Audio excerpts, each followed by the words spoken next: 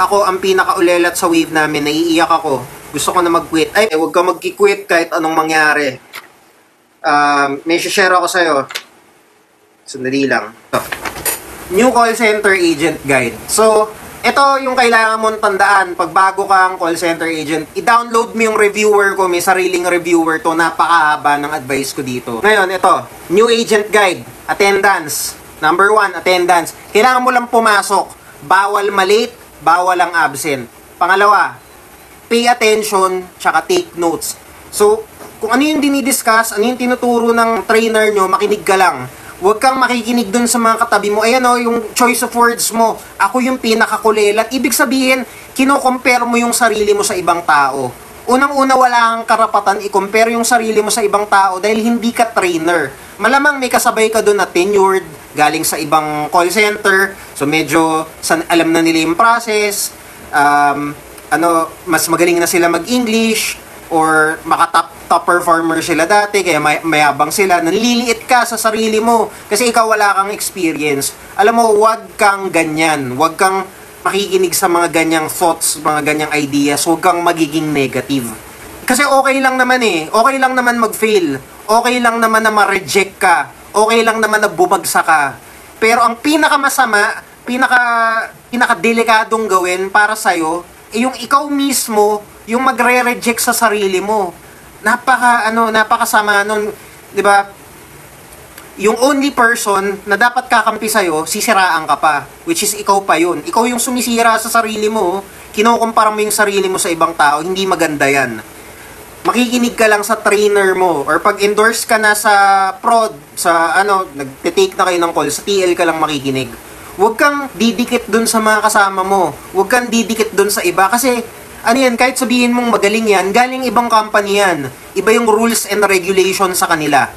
'Di ba? Pwedeng may na-pick up yan na bad habit. Pwedeng may na-pick up yan na advice na makakasama pa sa'yo. Kasi iba, nag-update yung rules. Nung time ko, sa West Contact Services, meron silang sinasabi, pag may pinindot ka daw dun sa telepono, pwede mong i-drop yung customer, hindi ka mahuhuli, hindi ka daw mapapahamak.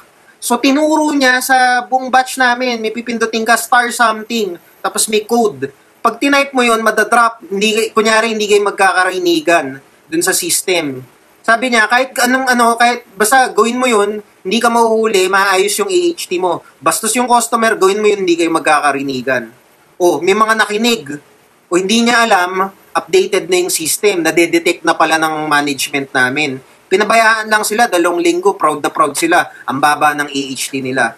Maya-maya, kinuha sila isa-isa.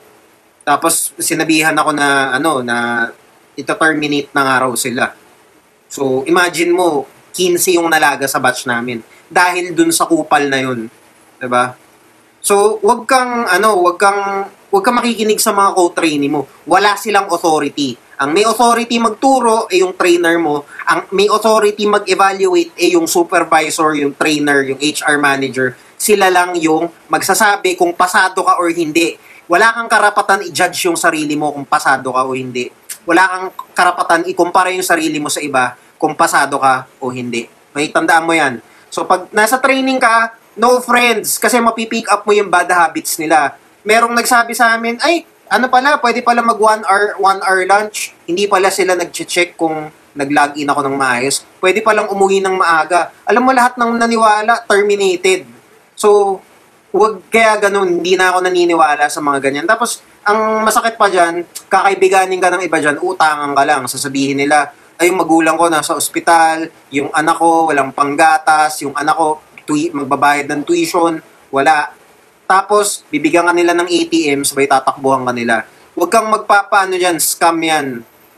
Usong-uso sa call center, naghahanap ng kaibigan, uutangan, tatakbuhan.